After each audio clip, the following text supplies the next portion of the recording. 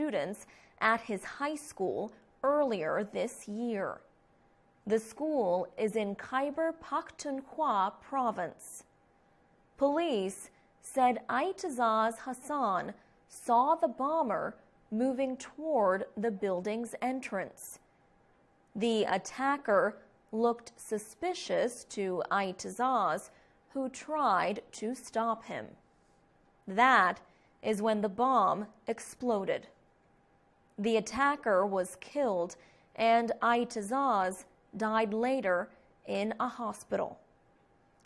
The student's older brother noted that Aitazaz often said he would fight if he came face to face with a suicide bomber.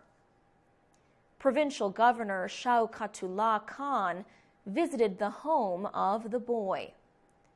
He announced an award for the family of about $47,000.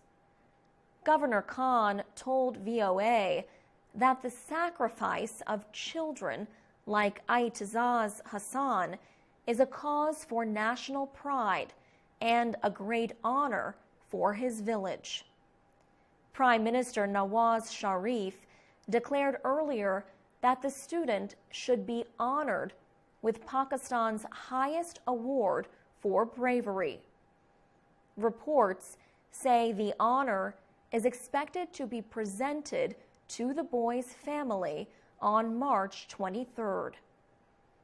Pakistani education activist Malala Yousafzai expressed deep regret about the death of Aitazaz Hassan. She spoke from Britain. She lives there now after surviving a Taliban attack. She said she was pleased to belong to a country where brave people like Aitazaz Hassan are born. Malala has gained worldwide praise for her opposition to militants and her support for the rights of women. Her book, I Am Malala, is an international bestseller. But heads of private schools in Pakistan have banned it. For VOA Learning English, I'm Alex Villarreal.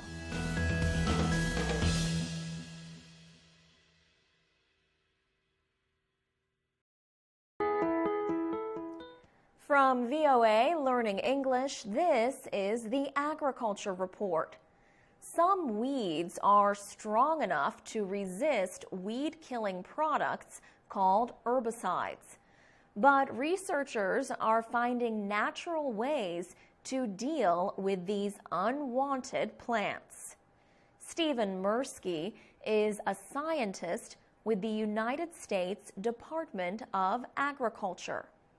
In January, he went looking for weeds at the USDA's research station just north of Washington, D.C. He found evidence of pigweed in a field of dry corn. One pigweed plant was more than 2 meters tall. The scientist says pigweed takes water, nutrients, and light from nearby crops. The weeds can quickly get out of control. Each plant can produce up to 500,000 seeds. Many farmers control pigweed and other problem plants by growing genetically modified crops. Such crops are not harmed by the weed-killing product called Roundup. Stephen Mirsky, however, notes that some crops may be resisting the treatment. He says the repeated use of herbicide has caused weeds to grow resistant to it. He and others are studying another possibility: controlling weeds with other plants instead of chemical products. In the fall, they cover the ground with a cover crop like rye. When it reaches a height of nearly 2 meters, they roll it flat.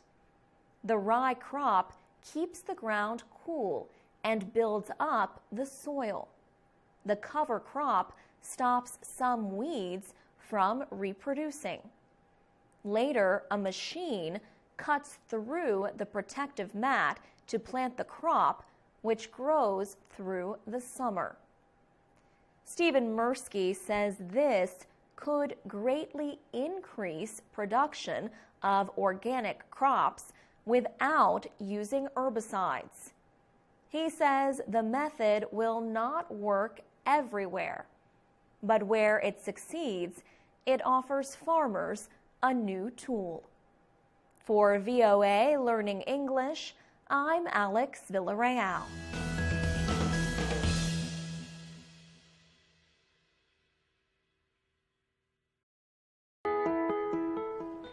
From VOA Learning English, this is the Health Report.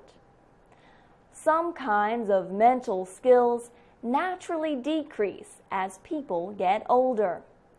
Yet, research seems to show that some training can improve such skills. A recent study also appears to show that the good effects of training can last for many years after that training has ended. Researchers at Johns Hopkins University in Maryland wanted to learn how long memory and thinking skills would last in older people who trained to keep them. The people were part of a 10-year research project. They were taught methods meant to improve their memory, thinking, and ability to perform everyday tasks. More than 2,800 volunteered for the study, called ACTIVE, or Advanced Training for Independent and Vital Elderly. Most started the training when they were more than 70 years old.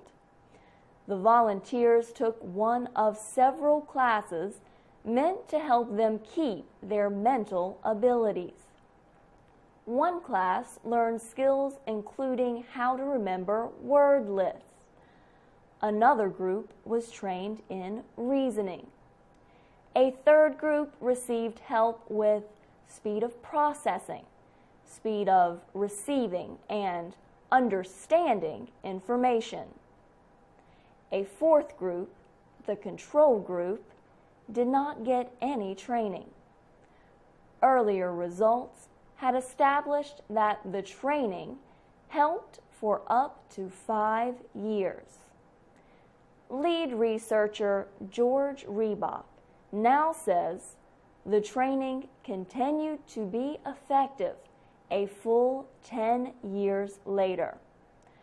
The research team found that the people trained in reasoning and speed of processing did better on test than the control group. The effect on memory seemed not to last as long. Still, people who took part in any of the 3 classes generally reported fewer problems in daily activities than the control group. For VOA Learning English, I'm Carla Babb.